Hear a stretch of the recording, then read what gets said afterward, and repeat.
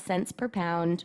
August soy meal is down 50 cents at $286 per hundredweight. Corn futures were slightly higher on Friday morning. Dry weather in the Corn Belt is keeping a weather premium in prices.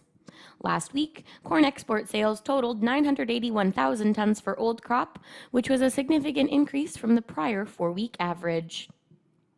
New crop corn sales totaled just over 1 million tons. The September contract is up by 2.5 cents at $3.33 per bushel. Wheat futures are mostly stronger on Friday. The French wheat harvest is reportedly 47% complete.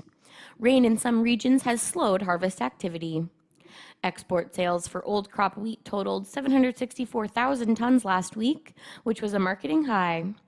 New crop sales totaled 641,000 tons, which was 50% higher than the week prior. Chicago September is up 1.5 cents at $4.36 per bushel. Kansas City September wheat is up 2 cents at $4.50. And Minneapolis spring wheat is down a fraction of a cent at $5.14 per bushel. That's a look at the ICE futures and the Chicago markets for Friday morning, July 17th. For Markets Farm in Winnipeg, I'm Marlo Glass. There are no such things as small chores on your farm, so you need equipment that works as hard as you do, especially during harvest season. That's where New Holland and Butler Farm Equipment in Fort St. John come in. During New Holland Harvest Days, get terrific deals on equipment to help you work more productively. Save with 0% financing and cashback offers on select tractors, hay tools, and harvesting equipment. Stop by Butler Farm Equipment in Fort St. John today for details. But hurry, Harvest Days end September 30th, 2020. The opinions expressed during this show do not represent those of this station. If you've missed any of this show, you can follow the podcast at energeticcity.ca. Now, an in-depth look at the news and information shaping our community. This is Moose Talks with your host, Doug Craig, on Moose FM. Good morning. Welcome to another episode of Moose Talks. We've got just one guest on the show today, and he's been on our station a few times before, including on Trev Talks, the predecessor show to this. We're going to be talking to Stewart Muir with the Task Force for Real Jobs, Real Recovery on Fort St. John Mayor Lori Ackeman's recent appointment to the task force and how the task force is hoping to contribute ideas to the federal government and to other governments around Canada on recovery in the post-COVID world based on resource extraction. Stewart joins me now from Victoria. Good morning, Stewart.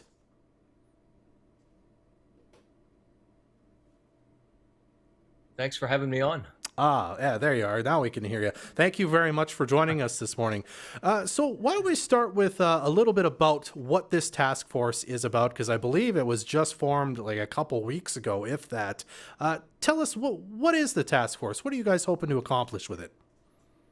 Yeah, the Task Force for Real Jobs, Real Recovery was brought into existence to bring forward representations of what we think the federal government needs to hear from the natural resource sector. We've brought together a coalition of about 30 organizations, including the Resource Municipalities Coalition, which is based in the northeast of British Columbia, to represent, all told, probably 250,000 businesses and over 3 million workers that are in the organizations that make us up, to make sure that some of the important issues in a responsible recovery of the economy after COVID or during and after COVID are not lost sight of, because it's critically important to the livelihoods, the communities where these operations take place, that it is successful. And it really is not just about the self-interest of those in the resource sector and communities like Fort St. John. It's in the interest of all Canadian communities, because a major engine of the Canadian economy is its resource base. And sometimes that can get overlooked. Absolutely. Now, I had a quick look on kind of your website, and the advisors, anyway, seem to be kind of from lots of different corners of the country. There's somebody from the Northwest Territories. Our own mayor of Fort St. John, Lori Ackeman, is an advisor to the task force. We're going to talk about that in a minute. But it looks like you wanted to take a pan kind of Canadian approach to this, because even though there are pockets of the country where, say, oil sands extraction is important and forestry is important, as you say, this is important to the Canadian economy. So how important was it to sort of bringing everybody in on this to kind of make sure that people from across the country have a voice in these recommendations that will be made.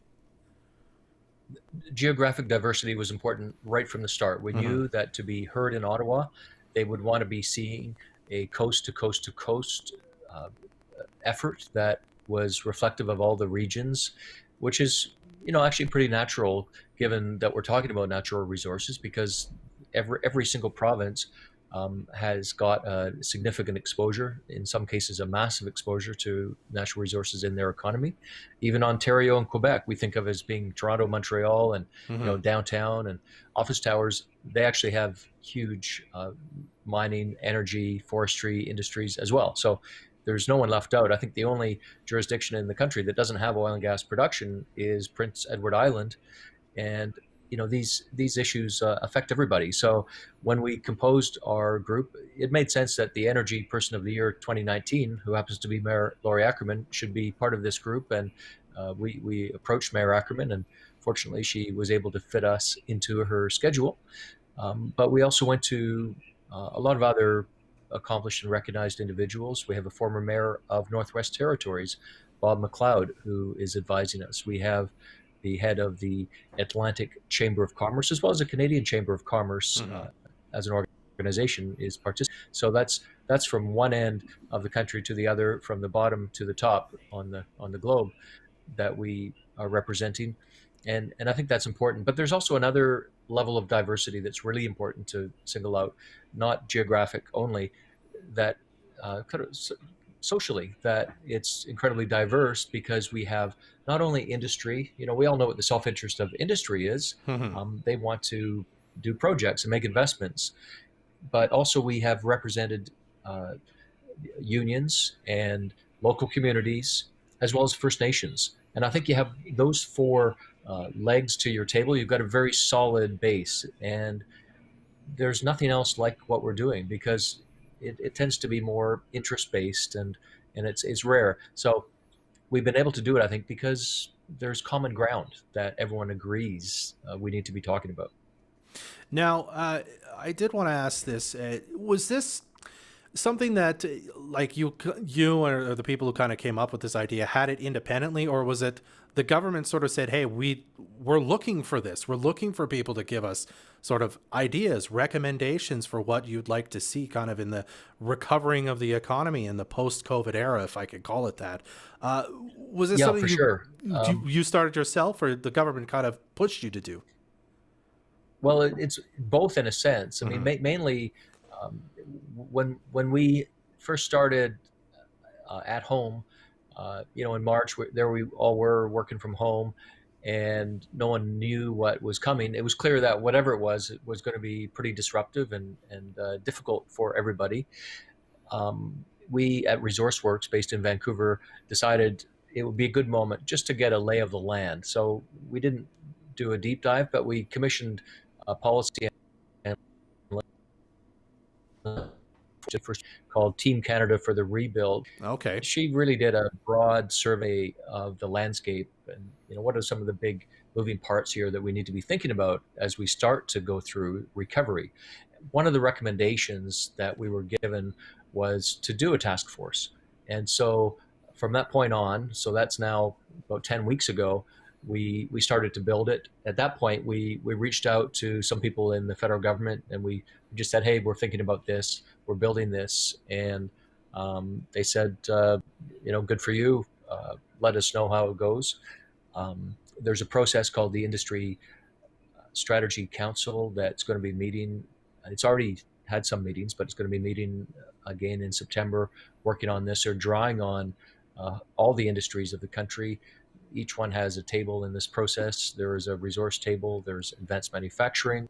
One of the groups that supports the Real Job Recovery Task Force is the Canadian Manufacturers and Exporters. And as anyone who works in resources know, there's a lot of steel, a lot of tools you use. Someone has to make those. That's manufacturing.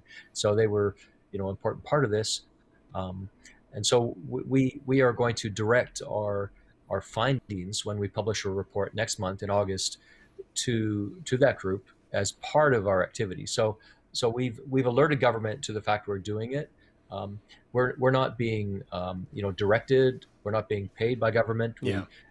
We're doing this on a pretty slender budget, but we did go around and we fundraised some small amounts from a number of organizations to be able to do the work. So it's not like a government you know grant or something that we've received to do it.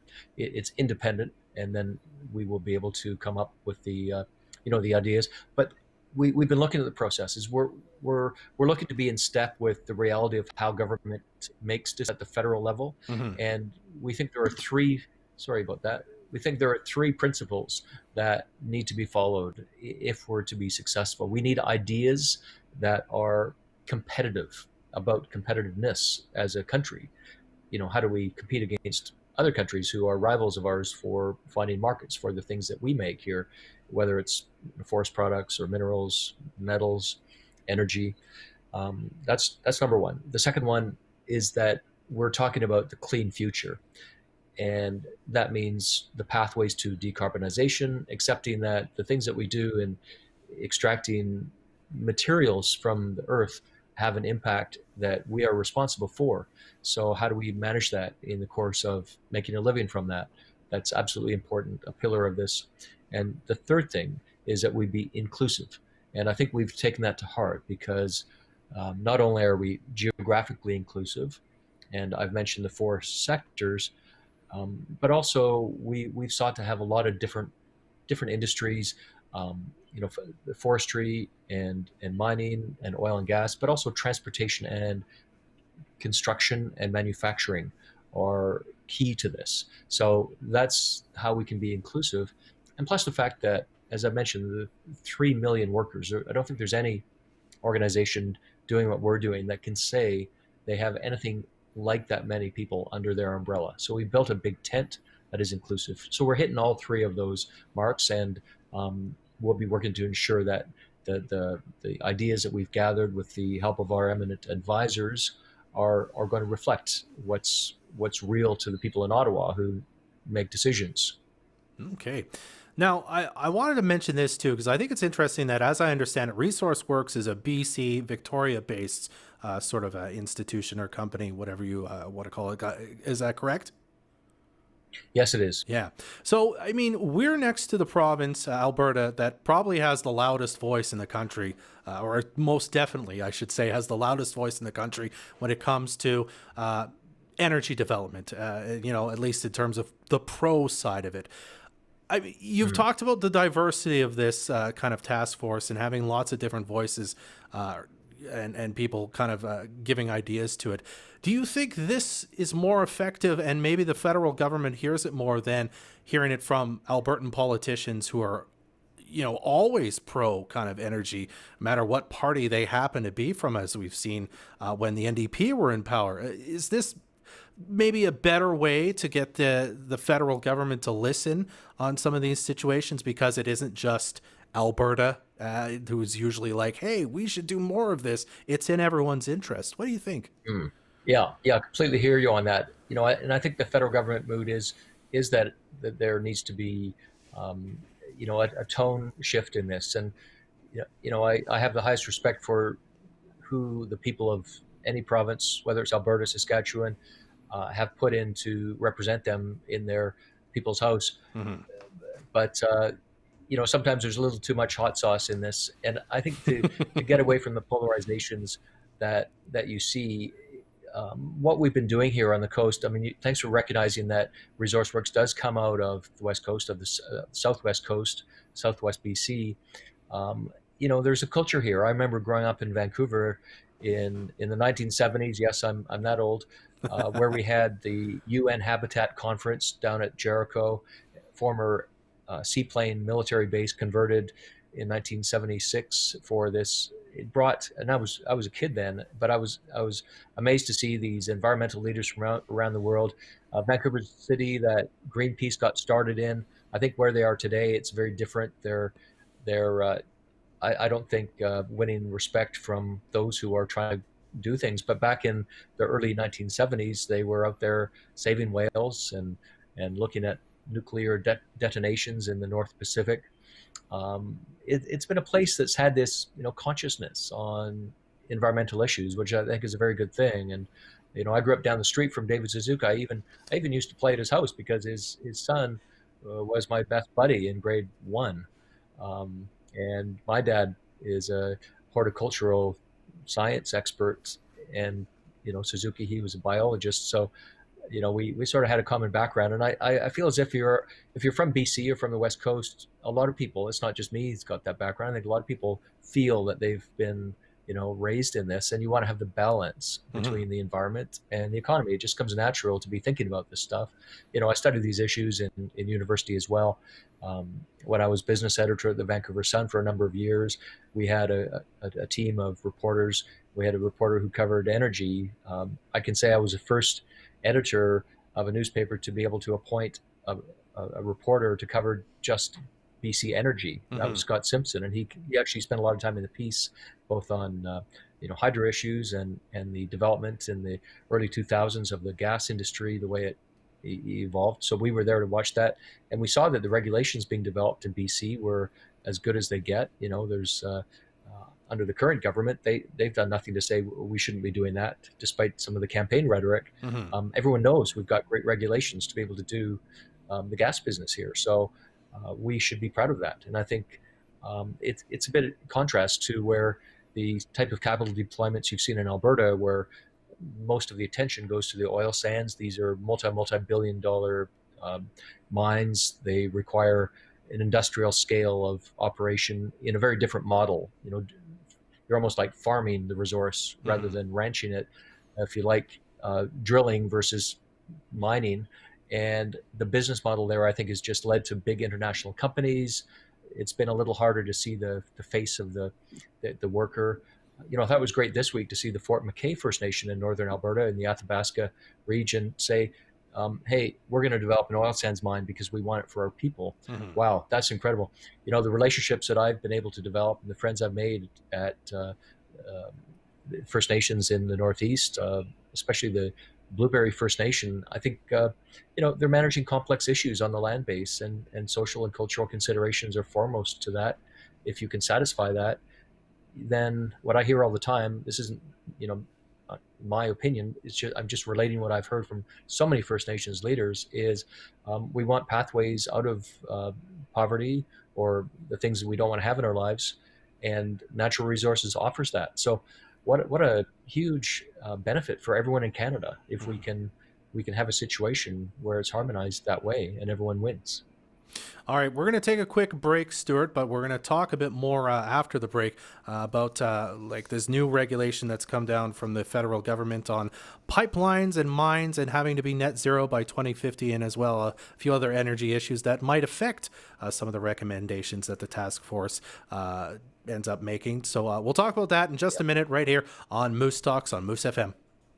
Here at TNT Communications, we are committed to your safety and the safety of our staff. We are open, so come check out our huge inventory of cell phones and accessories. Check our website at ttcom.ca for a complete listing of all our rental equipment, such as two-way radios, UTV rentals, truck boosters, installation, and so much more. Please respect the social distancing rules and guidelines. See TNT Communications at Fort St. John, your Bell source in the Peace. Complete Safety Services, with 10 years serving the Peace area, they strive to offer the best safety service in the oil and gas industry. Complete Safety Services specializes in safety with their experienced field safety advisors and medics. Complete Safety Services can prepare companies for their core, develop written safety programs, and manage ISN and ComplyWorks. Complete Safety Services also offers traffic control, hotshot, and pilot car services on 100th Street. Look them up online at completesafety.ca. As a 100% Indigenous-owned company, they are proud to support the oil and gas industry. Hi, this is Ted with PIMS Production Equipment. When's the last time you changed oil in your old air compressor? Air compressors need love too. PIMS specializes in maintenance and repair of almost all brands of air compressors. We stock parts for Quincy, Eagle, Solaire, IR, and Atlas Copco air compressors. We have specialized technicians familiar with screw and recip compressors and all types of dryers. For maintenance, repairs, or new air compressors, call PIMS at 787-0808 or check us out at pims.ca. Being in the industry themselves, Highmark Oilfield is obviously a proud supporter of the oil and gas industries. They have over 30 years experience and specialize in plant maintenance, pipelines, and turnarounds. To learn more, visit highmarkoilfield.ca, a proud supporter of the oil and gas industries. Watch this show live on Facebook or download the podcast at energeticcity.ca. We're back on Moose Talks. I'm Dub Craig, and we're chatting with Stewart Muir of Resource Works and the Task Force for Real Jobs, Real Recovery.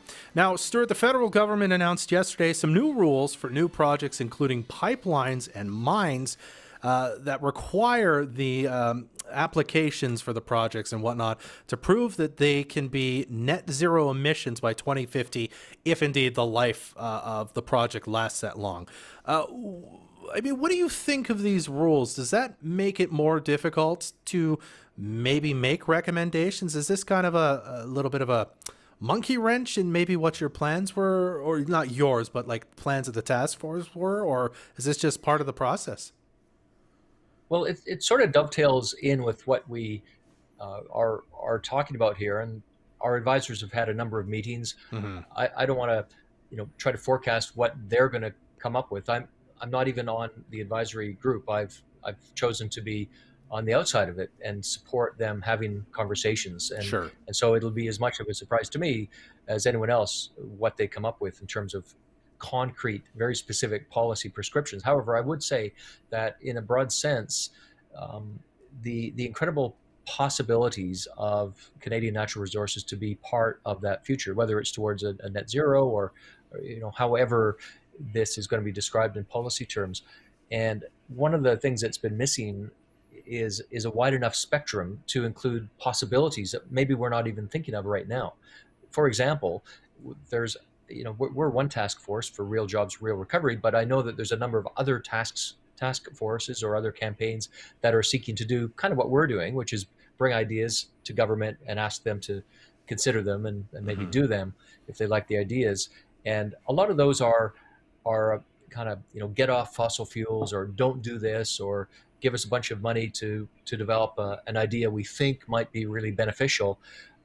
When we said real jobs, real recovery, it kind of, to me, it signifies that we want to do things that are, really under our noses, that we understand, are sort of concrete, definable, dependable, that we've done them in the past, so we know they're there in future. And that's sort of what we mean when we use that phrase.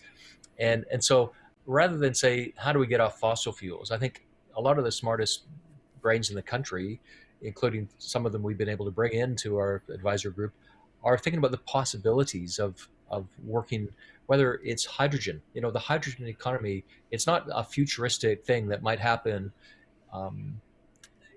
It's already here. We're already producing hydrogen in Edmonton for industrial uses. We have the potential to have, this gas that has no carbon in it that could be used for transportation. California is moving its transportation system over to other things, including hydrogen. They're going to be, as they often are, an early adopter of environmental measures. They could be a huge customer for made in BC hydrogen, which of course is made from natural gas. There's other speculative or emerging sources for hydrogen. That's one thing.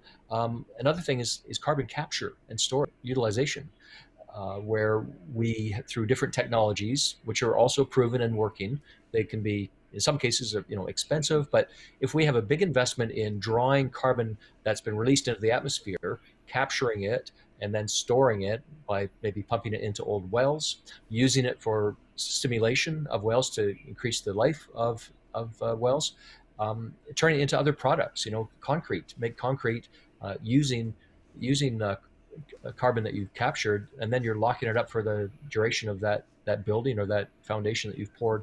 The potential for that, we need fossil fuels to be able to do those things. And I think there's a positive lane there. I think biofuels that allow the diesel and gasoline we use to be mixed up. This is already happening. We've had for 12 years now in BC. We've had the carbon tax regime, which has included measures to reduce the amount of greenhouse gases that come when we combust the gasoline and diesel that we burn in BC. So every year it's gone down a bit because they're mixing it up with lower carbon diesel. Hey, what if the forest industry in BC, we started using more of the waste to manufacture biofuels that can get into the refinery mix, thus lowering mix. So the future of energy and resources is not, some switch that will flip us over to some future state of zero impact on the environment. That's in no foreseeable scenario would any credible person say that there is such a switch. It's going to be about us working with what we've got, adapting it, being positive, and I think that means the jobs that we have and can have in future will be there for sure. But I think it's also going to be important to wisely consider the different propositions being brought to government right now. And so what we're doing, we're making sure the spectrum is properly wide and inclusive of the incredible potential of traditional Canadian resources to be part of the future that we all want. Okay, and I want to go back to this quickly. I think you mentioned you're hoping to have the report ready or to kind of present to the federal government in August sometime. Yeah. Is that correct? Yes, we're in full stride right now. Okay. And it will come to a finished report next month. I see. Now, is there, and we'll have to answer this quickly, I'm afraid, is there perhaps something that this task force will perhaps be doing, or is this something you're considering doing after this report is there a reason for this task force to keep going after the report is kind of put out there? Is there more to be done and said with this task force once the report is done, do you think? Yeah, I think you really got your finger on the pulse there, Deb, because I've already been hearing from people saying, you're not going to just go away after this, are you? Because what we've done is unique. 7 years ago when we started Resource Works, it was really about BC issues. Yeah, we're connected to Alberta and Saskatchewan because things move to markets through our ports and rail and everything. But never did we think national. But now that a crisis has caused us to say, okay, what can we do? How can we make a difference? And we've done that. We've realized that all this time there hasn't been a coalesced force for all the natural resource people to set aside the things that are really just specific to one industry or another, and then elevate to the higher things that we're unified. And so many things. Hey, skill sets, training. A ticket in one industry could be a ticket to a job in another industry. There's lots and lots of crossover. Construct. You need to build things for all of these, and there's so much construction, whether it's building Site C or a new wind farm or drilling or road building. Forest products, we've got that. There's commonalities in terms of the tax base and revenues. When I talked to Mayor Ackerman and her colleague mayors in the Resource Municipalities Coalition, I realized the incredible challenges. You've got a young, growing, dynamic population. It needs and wants to have services to keep young families, especially in the places where there's great jobs. That's a big challenge of leadership. How do you make sure the revenues are flowing to where they're needed so that people are incentivized? In terms of exports, that's what the Canadian economy is all about. We're not like the U.S. It's much less reliant on exports than we are. We are truly a small trading economy. If we're not exporting, then we're just not functioning as a society. No money. So getting to common interests across all the resources and then continuing after the report. Well, we're going to do short term. I'm hoping to go to Ottawa if COVID conditions, allow us to have meetings, and go to the Prime Minister's office and talk to them about it. There's the Industry Strategy Council we want to talk to, MPs we want to talk to. But after that, I think there's potential for there to be something that is more lasting, because I actually had a phone call from someone saying, hey, you should have agriculture more in this. And, that's something I'd like to do in future as well, because they've got issues. Farmers are paying a lot in carbon tax, which is fine. I'm a supporter of carbon pricing. I think it's rational. But if that means that you're just making that loaf of bread more expensive for the consumer, is your goal to do that so they consume less bread? I don't think that's the purpose of carbon policy, but we have some distortions in this right now that I think it's really important that the agricultural sector, as well as the other resource sectors, have a voice in. And right now, I don't know if they're being heard as well as they should be. Mm-hmm. All right, Stuart. Well, we're going to have to leave it there for today, but looking forward to seeing these recommendations when they come out in August, and hopefully you'll be able to come on back and we can chat about it then on the Moose Talks. Thanks so much for joining us today, Stuart. Appreciate it. Thank you. All right, we'll be right back to wrap things up right after this on Moose Talks. Kalmar Construction is a locally owned company serving the North Peace area since 1987. Kalmar offers construction services from conception to completion and every step in between. They have built a reputation of excellence as a result of their expertise, quality of work, and high safety standards. Kalmar is a proud supporter of local First Nations and community events. Check them out at kalmarconstruction.com. Support your favorite local businesses without leaving the couch with the Moose Market. Start shopping online now at moosefm.ca and get products delivered right to your door. Green products from your favorite local shops. Get a Biga Wax reusable food wraps from Neat, starting at $18. Shop in the comfort of your own home using the Moose Market at moosefm.ca. It's as easy as 1, 2, 3. If you're looking for hassle-free internet services, call the Peace Region Internet Society today. With coverage throughout most of the Peace, PRIS can get you connected quickly without the hassle of contracts or bundles. Visit PRIS.ca or call 1-800-768-3311 for more information. Hi, this is Ted with PIMS Production Equipment. Talk to us at PIMS for electrical work, air compressors, pumps, valves, relief valves, office phones, and computer networks. Experience the best in service. Check us out at pims.ca or call PIMS at 250-787-0808. Our community first. This is Moose Talks with Dub Craig on Moose FM. Our thanks again to Stewart Muir from Resource Works and the Real Jobs Real Recovery Task Force for taking some time to chat with us today. That does it for another episode of Moose Talks for this week, though. So if you just missed this episode and you want to hear it again, you can download the podcast at energeticcity.ca/Moose Talks. You can also watch it again very shortly on the Moose FM and energeticcity.ca Facebook pages. Lindsay Cooper is the studio producer of Moose Talks, and Adam Rayburn does some production as well. So thanks to both of them. I'm Dub Craig. Tune in next week. Join us next Friday at 10 a.m. for another episode of Moose Talks, a weekly talk show about Fort St. John and the North Peace. Energetic country.